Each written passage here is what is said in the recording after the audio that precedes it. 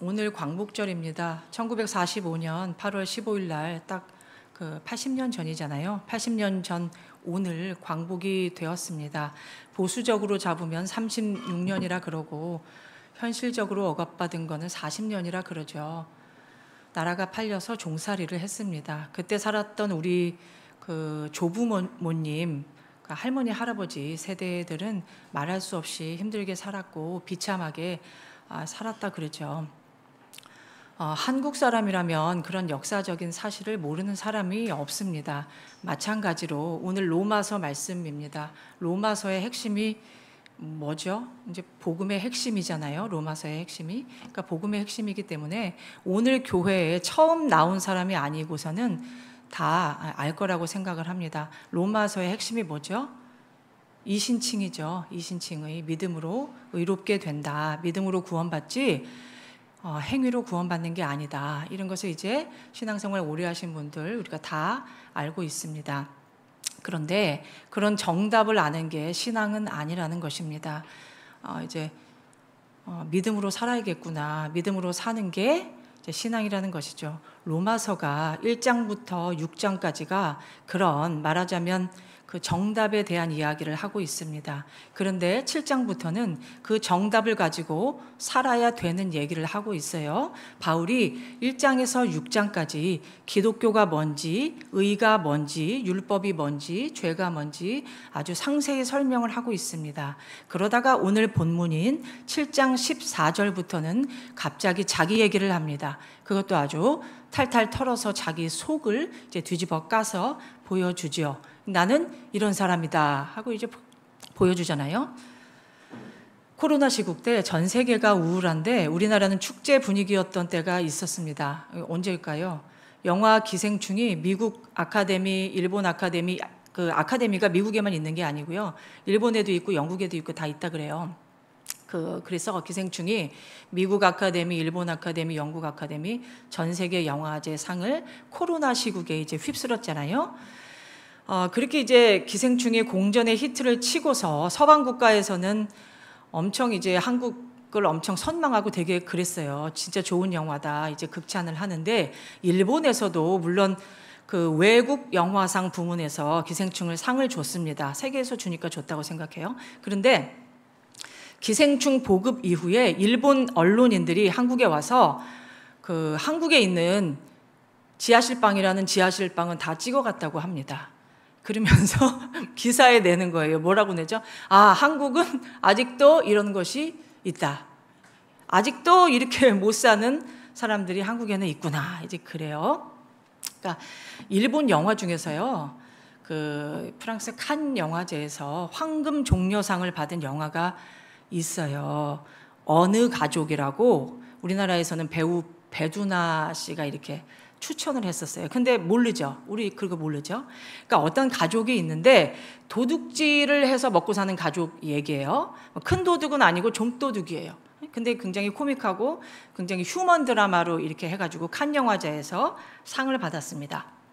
그런 얘기예요. 그런데 일본에서 깐느고 뭐고 간에 상 받은 거고 뭐고 간에 그 영화 홍보를 일체 안 했대요. 그러니까 우리나라에서도 그런 영화 있는지 아예 모르잖아요. 그러니까 일본 정부에서 창피하게 그런 거를 영화로 만들었냐는 것이에요. 도둑질이 뭐냐? 도둑질해서 먹고 사는 게 일본인이란 말이냐? 이제 그러는 거죠. 그래서 그 광고를 안 했대요. 근데 우리는 기생충이 어때요?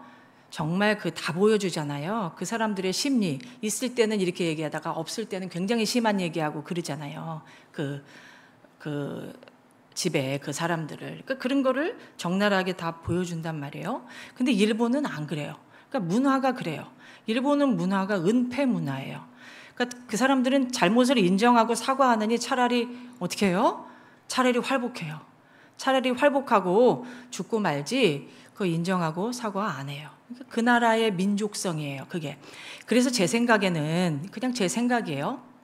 일본에서 기독교 신앙이 왜 꽃 피우기가 힘드느냐, 왜 들어가기가 힘드느냐, 저는 은폐 문화 때문이라고 생각해요. 하나님 앞에서 죄를 드러내지를 못해요. 죄인인 거를 고백을 못하죠. 그러니까 기독교 신앙이 꽃피우기가 굉장히 힘든 문화적인 장벽이 있다. 이제 저는 그렇게 생각합니다. 바울이 7장에서 자기 얘기로 시작해서 이제 뒤로 갈수록 하고 싶은 말은 뭐냐면은 이제 하나님께서 그런 답을 복음이 뭐고 그런 걸 다 주셨잖아요. 기독교가 뭐고 그런 정답을 가지고 이렇게 주셨는데 그거 가지고 이제 살아내는 법, 기독교는 이렇고 의가 이렇고 죄가 이렇고 율법을 이제 남편에 비유해 가지고 고약한 남편 이제 죽으면 좋은 그 남편에 비유해 가지고 그렇게 이야기를 해주잖아요. 그러다가 나는 이렇다, 한마디로 나는 곤고하다, 그런 얘기 하잖아요. 우리 유명한 그 구절이니까 잘 알죠. 그 왜 그래요? 법이 두 개라서 곤고하다는 거죠. 그럼 이제 그리스도 예수 안에 있는 우리들은 어떻게 살아야 할까? 그 얘기를 뒤에서 해 나가고 있다고 생각합니다. 그래서 오늘 광복절인데요. 대한민국이 언제 몇 월 며칠 날 그 광복했는지 그거를 아는 게 중요한 게 아니라 광복 후에 어떻게 살아야 되는지 그게 더 중요하다는 것입니다. 마찬가지로 이제 하나님 믿는 사람들이 하나님께서 주신 정답을 가지고 삶에서 풀어나가는 게 신앙이다라는 것이에요. 바울이 그 얘기를 하고 있습니다.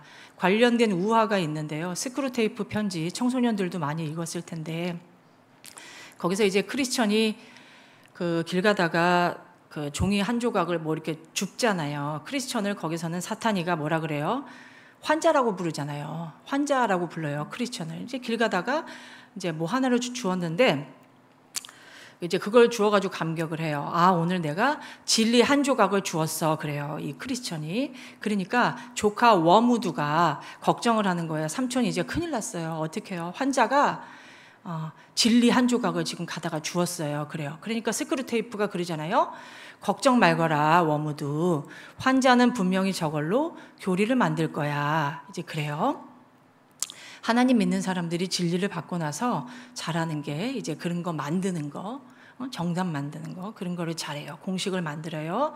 그런데 옛날에 수학의 정석 이제 우리가 풀다 보면은 답지를 봐도 못 풀어요. 맞나요? 봐도 보면 풀리시나요? 저는 봐도 이해가 안 가요. 답지를 봐도 못 풀어요. 그러니까 답을 외운다고 해서 답을 이거를 기계적으로 외운다고 해서 풀어지지가 않잖아요. 그렇죠? 봐도 못 풀어요. 하나님께서 우리에게 이제 성경에 이러한 해답을 주셨는데 어떻게 하나님을 믿고 어떻게 인생을 살고 어떻게 이웃과의 관계를 맺고 이런 말씀을 주셨잖아요. 그럼 이제 그걸 가지고 실제로 살아보면서 정답이 맞는지 틀리는지 확인하면서 그 검증해 가면서 실제로 하나님의 말씀이 내 삶에서 이루어지는지 확인해 가면서 이제 가는 게 우리 신앙생활이라고 생각해요. 우리에게는 이상과 현실이 있어요. 그런데 그 이상이 있고 현실이 있죠. 근데 그 거리를 좁혀나가는 게 우리 신앙생활이라고 생각을 합니다. 그래서 이제 본문이 강조하는 바울이 그 자체를 강조하고 있다. 이제 그거예요. 이제 그러면 본문 얘기를 해봐요. 오늘 본문이 말하는 거는 이겁니다. 오늘 본문이 뭐 길게 얘기했지만 간단하게 이거죠. 누구나 잘 살고 싶은 마음이 있다는 거예요. 하나님 뜻대로 살고 싶죠. 그걸 모르는 사람이 없죠. 뜻대로 살면 잘 된다는 거를 모르는 사람은 없어요. 그렇죠? 하나님 뜻대로 살고 싶고 말씀대로 살고 싶어요. 하나님의 기쁨이 되고 싶고 하나님 사랑하고 이웃 사랑하면서 천사같이 살고 싶어요. 그렇죠? 저도 마찬가지고 여기 모인 우리 모두가 다 똑같은 마음이에요. 그런 마음은 다 그런 마음일 것이라고 생각합니다. 그런데 문제가 뭐래요? 실제로 살아보면은 어떻다는 거죠? 그게 잘 안 된다는 거잖아요. 실제로 살아보면 넘어지고 깨지고 스타일이 구겨지고 설교한 대로 안 사라져요. 설교한 대로 못 사라져요. 원함과 행함이 아예 다르대요. 아래 다르게 산대요. 그래서 내린 결론이 14절이에요. 오늘 14절에 나는 육신에 속해서 죄 아래 팔렸도다. 그래요. 무슨 말이에요? 나는 악에 끌려간다. 악에 끌려간다. 내 인생은 죄의 지배를 받고 있다. 그런 고백이에요. 그래서 18절에서 원함은 내게 있으나 선을 행하는 것은 없다. 이제 그래요. 이 구절을 그 유진 피터슨의 메시지 성경 있잖아요. 그거를 보니까 되게 좀 그 리얼하게 나오더라고요. 이렇게 돼 있어요. 나는 결심만 하지 행동으로 이어지지 않습니다. 내 내면 깊은 곳에는 뭔가 잘못된 것이 있습니다. 뭔가 잘못된 것이 있습니다. 그래서 나는 매번 패배하고 있습니다. 그래서 24절에서 오라 나는 공고한 사람이로다. 이 사망의 몸에서 누가 나를 건져내랴. 이 부분도 메시지 성경을 보니까 나는 할 수 있는 것을 다 해봤습니다. 그러나 소용이 없었습니다. 나는 벼랑 끝에 서 있습니다. 이렇게 써 있어요. 벼랑 끝에 서 있습니다. 바울이 자기의 영적 실상을, 영적인 민낯이죠. 모든 믿는 자들의 영적 실상을 바울이 지금 대신 고백해주고 있습니다. 여러분 혹시 그 박노해 시인을 아시나요? 박노해 시인 아시죠? 제가 가끔 이제 지금은 안 하는데 칼럼 하나씩 쓰고서 소년부 밴드에다가 이렇게 부모들 신앙을 독려하는 이런 칼럼을 이렇게 한번 쓸 때 있어요. 그럴 때 박노해 걷는 독서 왜 사진 있잖아요. 주로 어린이들 사진 그분이 잘 찍잖아요. 어린이들 그 사진 하나씩 이제 붙여서 칼럼을 이렇게 쓰는데 박노해 씨가 시인이에요. 그런데 이분 이름이 본래는 박기평이에요. 박기평. 박노해는 필명이에요. 노해, 노동자, 해방 그 뜻이에요. 그러니까 80년대에 노동운동 하던 분이고요. 그 노동자 해방에 그 이름에서 알다시피 노동자 해방의 인생을 건 분이에요.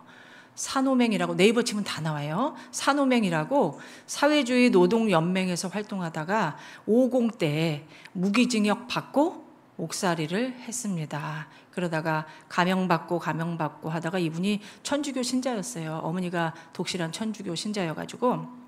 그래서 당시에는 50 때 누가 살아계셨어요? 김수환 추기경 살아계셨잖아요. 그 김수환 추기경이 탄원서를 계속 넣어주셨대요. 그리고 이제 김대중 대통령이 또 아시다시피 천주교 신자시잖아요. 그래서 이제 김대중 대통령 때 그 특별 사면으로 8년 반 정도 이제 수감 생활하고 이제 나왔다고 해요. 나온 분이에요.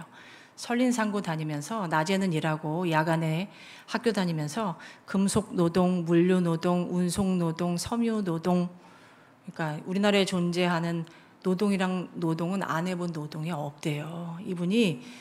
그런데 이분이 유명해진 계기가 노동의 새벽이라는 책 때문이에요. 노동의 새벽. 시예요. 시인데 이거를 읽으면은 가슴에서 불이 끓어오른대요. 여러분 우리가 시를 읽으면 마음이 잔잔해져요? 끓어요? 시는 마음이 잔잔해져야 정상이잖아요. 그렇잖아요?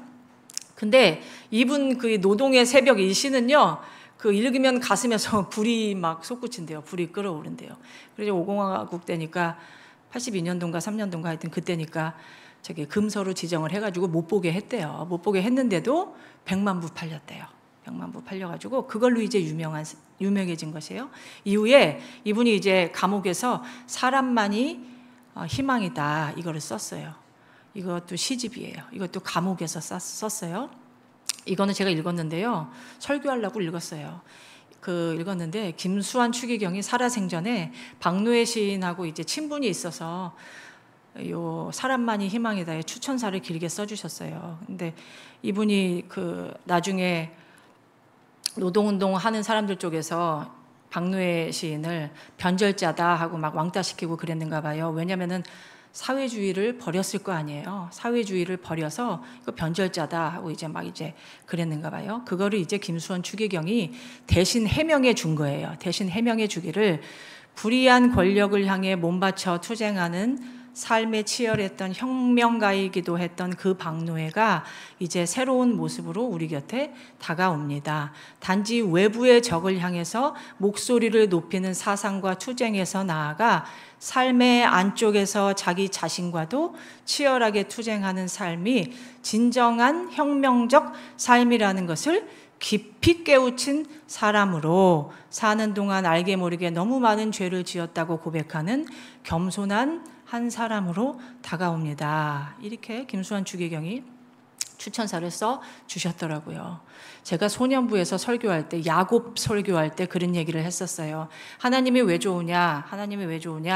나를 다르게 읽어주는 분이라서 좋다. 나를 다르게 읽어주는 분이다. 하나님은 다르게 읽어주는 분이기 때문에 좋은 거다. 그런 얘기를 했어요. 그것처럼 김수환 추기경이 그런 분이에요. 남들은 다 박노해가 변절자다 이렇게 하는데 김수환 추기경은 아니다. 싸움의 방향이, 혁명의 방향이 밖에서 자기 안으로 바뀐 것 뿐이다.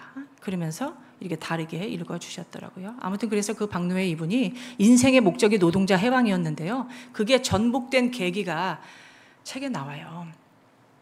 그게 전복된 거예요. 이분이 이제 무기징역을 받았어요. 받고 서울구치소로 가는 호송차를 탔는데 죄수들이 그때 많았나 봐요.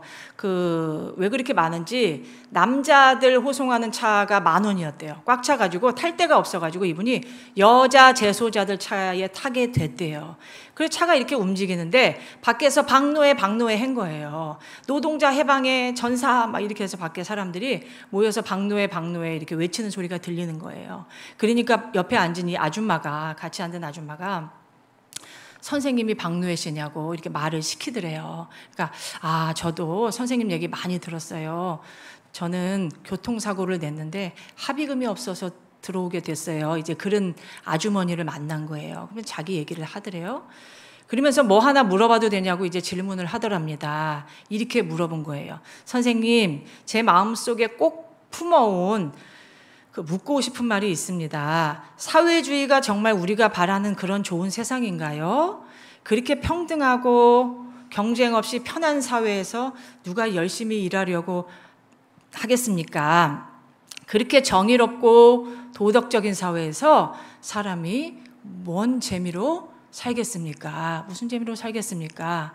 그리고 그렇게 좋은 사회가 도대체 누구 힘으로 어느 세월에 이루어진답니까? 이렇게 얘기를 한 거예요. 그러니까 언제쯤 이기적인 우리 노동자와 서민들이 그런 성인들로 변화하겠습니까? 이렇게 물어본 거예요. 선생님, 저는요, 선생님처럼 자신을 송두리째 노동자 해방에 바치며 살지는 못할 것 같습니다. 죄송합니다. 저는 2아이 엄마고 한 남자의 아내입니다. 맞벌이로 잔업까지 뛰지 않으면 매달 카드 결제, 시동생 학비 지불, 친정어머니 병수발을 못하게 돼요. 이것은 제가 제 머리에 이고 살아가야 될 제 인생의 의무입니다. 제 생활을 저버리지 않으면서도 좋은 세상을 만들어갈 수 있는 삶을 살고 싶어요. 선생님, 제가 어떻게 살아야 제 인생이 참되고 보람찰 수가 있을까요? 1년에 한두 번 임금 인상 때 반짝하고 많은 노조 활동 같은 거 말고요. 회비 잘 내고 서명하고 집회, 시위 그런 거 있을 때 참여하는 거 그런 거 말고요. 제 일상 속에서 제가 주인이 되어서 제가 살아있다는 느낌과 즐거움을 누리면서 나이 들수록 우리가 바라는 좋은 세상을 닮아가면서 생활 속의 작은 걸음들이 곧바로 좋은 사회를 만들어가는 큰 싸움으로 이어지는 그런 실천이 뭐가 있는지요. 저는 정말 인간답게 살고 싶어요. 살아 움직이는 사람이고 싶어요. 선생님, 답이 뭔가요? 이렇게 물은 거예요. 박노해가 이날 이 아주머니 얘기에 충격을 받았다고 이제 그 책에 회고하면서 썼습니다. 내용이 더 있는데요. 길어서 제가 질문 부분만 발췌했는데요. 인상적인 게 있어요. 왜 저는 못 갖는 한이 아니라 안 갖는 긍지를 지닌 떳떳한 인간으로 진실로 당당한 노동자로 살 수가 없을까요? 그래요. 그런 얘기해요. 그리고 제 자신이 먼저 참되고 선하고 정의롭지 않고서 왜 나는 좋은 세상을 바라기만 했을까요? 그거 도둑놈 심보 아닌가요? 이제 그래요. 나도 노동자지만 노동자들도 도둑놈 심보예요. 어디 기업인들만 도둑놈 심보인가요? 죄를 혼자 짓나요? 다 관계 속에서 짓는 거지. 그런 얘기해요. 이날 호송차에서 이 아주머니와의 대화에서 박노해 씨가 이제 머리 한 방 맞았대요. 그러면서 이렇게 고백해요. 나는 패배하고 무너졌다. 나는 실패한 혁명가다. 이렇게 고백해요. 박노해 씨가 뭐 깨달은 것 같으세요? 뭐를 깨달았을까요? 세상이 이 모양인 게 나는 여지껏 분배가 공평하지 않아서라고 생각했던 것이에요. 박노해 씨가 그렇죠. 산호맹에서 활동하는 건 그거예요. 세상이 이런 거, 한마디로 왜 이렇게 살기 힘들어? 왜 힘들어? 분배가 공평하지 않아서야, 이렇게 생각한 거죠. 그래서 똑같이 나누면 세상이 좋아질 거라고 생각을 했던 거잖아요. 그래서 사회주의가 답이라고 믿었던 것이에요. 그래서 그게 답이라고 믿었으니까 당연히 믿은 거에 내가 인생을 걸었는데 그게 아니었다는 것을 그날 깨달았대요. 세상이 이 모양인 것은 분배의 문제가 아니구나. 그걸 이제 깨달았대요. 그래서 박노해 이분이 내가 하려던 이 노동자 해방은 진짜 해방은 아니구나. 그거를 깨달은 것이에요. 분배는 사람에게 해방을 주지 못하는구나. 그게 희망이 아니었구나. 이제 그거를 깨달았다는 것입니다. 그럼 뭐가 희망이라는 거죠? 아줌마가 얘기했죠. 아줌마가. 뭐가 희망이래요? 아줌마가 얘기했어요. 선생님, 저는요 인간답게 살고 싶어요. 살아 움직이는 사람이고 싶어요. 그 얘기했어요. 에리 프롬이 똑같은 얘기를 했죠. 소유냐 존재냐, 소유로 살 거냐 존재로 살 거냐 똑같은 얘기를 했죠. 그러니까 철학자들이 뭐 대단한 거를 깨닫는 게 아니에요. 아줌마도 깨닫는 거를 깨닫고 이제 책을 쓰고 그래요. 그래서 박노해 씨가 무기징역 선고받고 호송차에서 만난 한겨울에 만난 이 여인과의 대화에서 자기 사상의 전복이 왔다 그런 얘기를 해요. 사상의 전복을 겪고 감옥에서 사람만이 희망이다 이제 그 시를 집필한 것입니다. 사회주의는 사람이 희망이 아니라 뭐예요? 사회주의는 유물론이잖아요. 물질이 희망이에요. 오직 물질을 공평하게 나누는 게 희망이에요. 사회주의. 그래서 사람은 도구지 희망이 아니에요. 그러니까 그 사상을 이 사람이 버렸어요. 그래서 이분이 지금은 시리아 같은 데서 주로 아이들 전쟁 고아 그런 아이들 사진 찍어서 전쟁의 참상을 알리면서 전쟁하면 안 된다. 왜? 애들한테 이런 세상을 물려주면 안 된다. 그래서 주로 이제 어린이 사진 찍으면서 평화 운동하고 계시다 그렇습니다. 다시 성경 얘기로 돌아가서 로마서 7장의 화두가 뭐예요? 로마서 7장의 화두는 다 읽어보시고 우리 로마서 많이 읽어보셨잖아요. 7장의 화두는 죄예요. 7장의 화두는 죄. 율법 얘기를 곁들여서 하는데 아내를 너무 힘들게 하고 고약하게 하는 남편이 죽었어요. 그거를 비유해서 율법 얘기를 하는데 그런데 율법은 율법 자체로는 의미가 없단 말이에요. 죄를 알려주려고 있는 게 율법이란 말이에요. 그래서 7장은 다 죄 얘기하고 있는 것이에요. 그러니까 공고한 것도 왜 공고해요? 죄를 안 짓고 싶은데 짓게 되니까 공고하다는 것이에요. 그렇죠? 선을 행하고 싶은데 악으로 행하고 있어서 공고하다는 거죠. 저도 저희 남편한테 오늘 돈 얘기를 하지 말아야지. 그러면은 결심을 아침부터 하고 아침에 기도를 막 많이 하는데요. 신발 벗고 신발장에서부터 안 해야지 하는데 신발장에서부터 얘기를 이미 하고 있어요. 오늘 왜 돈을 안 줬느냐. 이제 그런 얘기를 이미 하고 있어요. 그러니까 안 해야지 하는데 안 돼요. 그게 안 돼요. 그래요. 이제 그렇다는 것이에요. 오늘 너무 조금 오셨는데 이렇게 심각한데 그런 얘기를 해가지고 이제 그렇다는 거예요. 실존적으로 우리가 그렇다는 거예요. 7장이 죄 얘기예요. 그럼 8장으로 넘어와서 8장 화두는 뭐예요? 8장을 한번 읽어보시면요. 8장에서 제일 많이 나오는 단어가 화두예요. 제일 많이 나오는 단어가 뭘까요? 육신이에요. 그러면 결론이 나왔죠. 죄를 왜 진대요? 육신 때문에 진대요. 이 육신 자체가 죄수복이에요. 요게 죄수복이에요.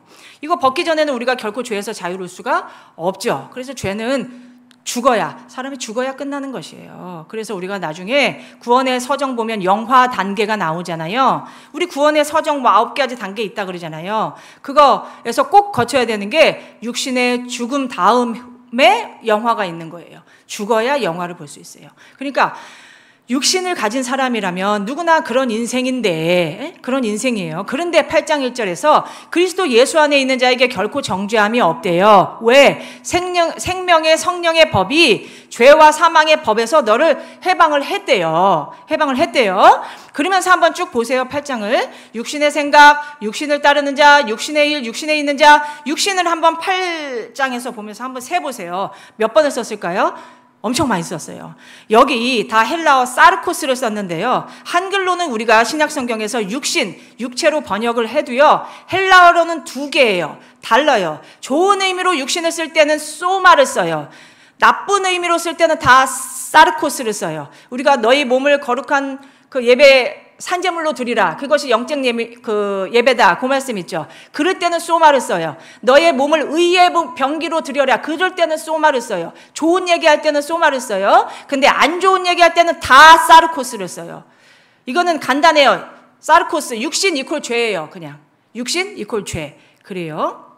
그런데 다 나쁜 의미예요. 그러니까 지금 8장의 육신이 다 나쁜 의미로 썼단 말이에요. 그럼 바울이 지금 하고 싶은 말이 뭘까요? 왜 이렇게 육신 얘기를 많이 하고 있을까요? 그리스도께서 죄와 사망에서 너를 해방시켜 주셨잖아요. 생명의 성령의 법이 죄와 사망의 법에 있는 우리를 다 구속해 주셨잖아요. 예수 안에 들어왔잖아요. 그럼 이제 너희가 그 속에 들어왔잖아. 이제 그 법 말고 이 법 안으로 들어왔잖아.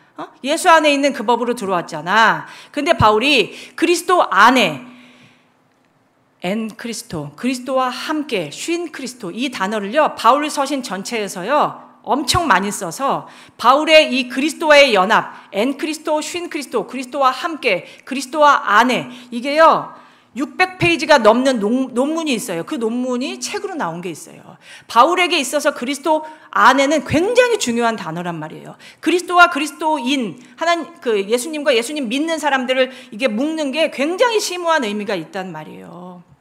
그러니까 바울이 이 말을 하도 많이 써요. 그래서 그리스도 안에 있는 너희들아, 그리스도와 함께 연합한 너희들아, 육신으로 살면 되겠느냐? 그거를 지금 앞에 거랑 연결시켜서 분배로 살면 되겠느냐? 소유로 살면 되겠느냐? 생존이 목적이면 되겠느냐? 생명이 목적이어야지. 생명의 성령의 법으로 살아야지. 그거잖아요. 그거예요. 적용해 볼게요. 정리하면서 적용을 해보겠습니다. 첫 번째 적용은 이거예요. 자유가 뭘까요? 해방이나 자유나 똑같은 말이잖아요. 자유가 뭘까요? 더 이상 목마른 게 없는 게 자유예요. 현대인들이 그런 얘기 많이 하잖아요. 현대인들 맨날 그 얘기해요. 재정적 자유, 시간적 자유. 돈에 구애 안 받고 살고 싶다. 제가 찾아보니까 8일짜리부터, 그러니까 미니멈 8일부터 최장 140일까지 가는 크루즈가 있대요. 짧으면 8일이고요. 길면 세계 일주 140일까지 배 위에서 한대요. 그거 이제 그 크루즈 여행 다니면서 사는 게 로망이라고 하잖아요. 진짜로 그렇게 살고. 그런데 요즘에 노인 범죄가 늘었대요. 얼마 전에도 왜 다 보셨잖아요. 60대 할아버지가 자기 아들을 총으로 쏴가지고 그것도 만들어가지고 그렇게 했잖아요. 한번 생각해 보세요. 옛날 같으면 65세 할아버지들은요 기운 없어서 그런 거를 못해요. 저희 할아버지도 일찍 돌아가셨고 시댁 할아버지도 60살에 다 돌아가셨거든요. 이제 그렇게 못해요. 근데 70대 할아버지들도 성범죄를 저지른다고 막 뉴스에 나오잖아요. 그러니까 어때요? 수명이 길어지고 사람한테 시간이 많아지니까 어때요? 조금 살으라 소리가 아니고 그 소리가 아니고 사람한테 그렇게 주어지니까 어때요? 인간 본성이 어때요? 인간 본성이 그래요. 시간이 많이 주어지니까 죄 짓는 거에만 더 이제 그렇잖아요. 인간 본성이 그렇다는 것이에요. 세월을 아껴라 성경에 나오잖아요. 세월을 아껴라가 시간을 구속해라 그런 뜻이라는 거 많이 들어보셨죠? 시간을 구속해라 그런 뜻이래요. 시간도 그러니까 구원받아야 된대요. 시간 그냥 냅두면 구원을 못 받아요. 그냥 흘러가는 시간, 그렇게 보내는 시간은 구원을 못 받고 구속을 해야 된대요. 그러니까 사람은 돈 많아도 시간 많아도 기운이 넘쳐도 죄를 짓는다는 것이에요. 금식 왜예요? 기운 빼려고 하는 것이에요. 이 육성 죽이려고 금식하는 것이에요. 그래요. 그래서 그래요. 그러니까 돈도 시간도 기운도 생명의 성령의 일에 써야 구원을 받는다는 거죠. 구속을 받고 육신 위에서 쓰면은 죄 쌓고 병 쌓고 인스턴트 식품처럼 처음에 먹을 때는 좋아요. 밤에 라면 먹으면 처음에는 좋아요. 내일 안 좋아요. 그렇죠? 죄라는 것은 그런 것입니다. 처음에는 좋아요. 끝이 안 좋아요. 나중에 안 좋은 결과가 가져오는 그런 속성을 가지고 있죠. 오늘 해방을 얘기한 바울 자신이 어떤 삶을 살았는지가 우리에게 메시지를 준다고 생각을 하고요. 두 번째 적용은 이렇습니다. 이거 역시 제가 이제 그 책에서 이렇게 인용한 것인데요. 류시화 시인의 산문집에 나온 얘기인데요. 수도승과 전갈 이야기예요. 한 수도승이 겐지스강에 목욕을 하러 갔대요. 그러니까 옷을 벗고 강으로 걸어 들어가는데 우연히 전갈 한 마리가 물에 빠져서 허우적거리는 것을 보셨죠? 극동방송에도 나와요. 이거 그죠? 되게 그 얘기 잘 알려진 얘기예요. 전갈이 물에 빠져가지고 허우적거리는 거를 이제 이 수도승이 발견을 했대요. 그러니까 전갈이 헤엄을 못 치니까 익사하려고 했대요. 그러니까 집게발을 꼬물거리면서 물속에 가라앉는 이 꼬물거리면서 가라앉는 그 모습에 이 수도승이 연민심을 느꼈대요.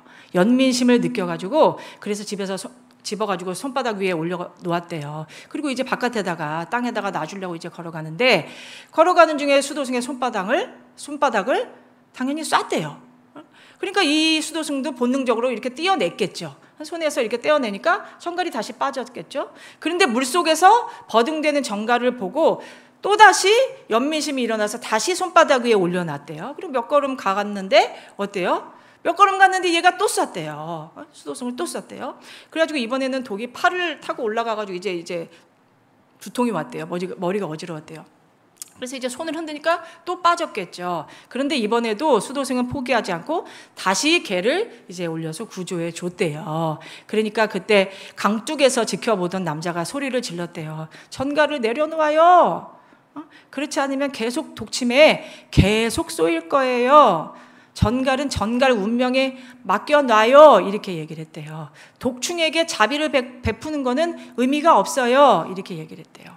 그러니까 전갈은 당신이 아무리 그래도 깨닫지 못할 거예요. 그랬대요.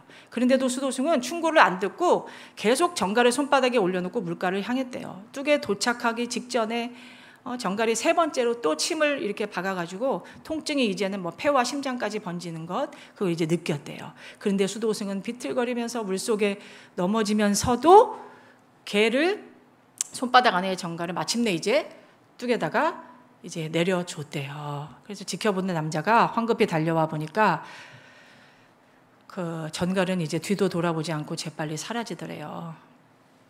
이해가 안 가는 듯 이 남자가 물어봤대요. 당신 도대체 왜 그러느냐? 죽을 뻔했지 않느냐?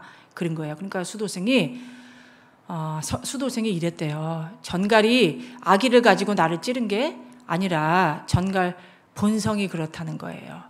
찌르는 게 본성이라서 자기 본성을 따른 거라는 거죠. 그럼 나는 왜 찔려가면서 구하려고 애썼느냐? 생명을 구해주는 게 수행자의 본성이라 그렇게 했다는 것이에요. 생명체에 대해서 측은지심을 갖는 게 수행자의 본성이라 내가 그렇게 했습니다. 그래요. 그러니까 전갈이 자기 본성에 충실한데 나라고 내 본성에 충실하지 않을 수가 있겠습니까? 이거는 의식의 차원이 그래서 달라서지 걔가 내 의식의 그 차원을 다다르지 못해서 그렇지 걔가 뭐 잘못한 건 아니다. 그러니까 의식의 차원이 달라서 그렇지 전갈도 잘못한 거 없고 나도 잘못된 거는 없다. 뭐 이제 그런 얘기예요. 그러면서 류시화 시인이 이게 그 산문집인데요. 새는 날아가면서 뒤를 돌아보지 않는다. 그런 산문집이에요. 거기 나오는 이제 만든 얘기겠죠. 지어낸 얘기예요. 그러니까 류시화 시인이 하는 말이 사람 본성은 양면성을 가지고 있다는 거예요. 연민도 있지만 폭력도 있죠. 사랑도 있지만 증오심도 있어요. 이타심도 있지만 이기심도 있어요. 누구한테는 무시하고 누구한테는 존중하고 사람한테는 다 사람의 본성은 다 이렇게 이중적이라는 것이에요. 그거를 바울이 지금 마음으로는 하나님의 법을 몸으로는 죄의 법을 섬긴다고 한 것이지 것 아닙니까? 지금 똑같은 얘기죠. 선을 행하고자 하는 나에게 악이 함께 있다. 그거 똑같은 얘기죠. 사람이 그런 딜레마가 D가 2개라는 뜻이고 레마가 명제라는 뜻이에요. 그러니까 딜레마 2개의 명제를 가졌다는 뜻이에요. 그런 사람이 그런 이중적이고 딜레마를 가진 존재인데 이 저자가 상대가 나에게 어떻게 하든 상관없이 어떤 본성을 선택하느냐가 당신을 결정한다. 뭐 이제 그 얘기를 하고 싶어서 썼어요. 자, 그러면 어느 본성을 선택하는 것이 나에게 해방을 주는지, 상대가 어떻게 하든 상관없이 내가 어떻게 할 때 내가 자유로운지, 상대하고 상관없이 내가 어떻게 할 때 나는 해방되고 나는 자유로운지를 적용해 보시면 오늘 본문이 말하려는 바와 다르지 않을 거라고 생각을 합니다. 그래서 결론적으로 여러분은 생존으로 사십니까? 생명으로 사십니까? 생존형 신자입니까? 생명형 신자입니까? 여러분은 풀어주는 사람입니까? 묶는 사람입니까? 가두는 사람입니까? 여는 사람입니까? 바라기는 나도 풀리고 너도 풀어주고 나도 열리고 너도 열어주는 생명의 성령의 사람들이 다 되시기를 바랍니다.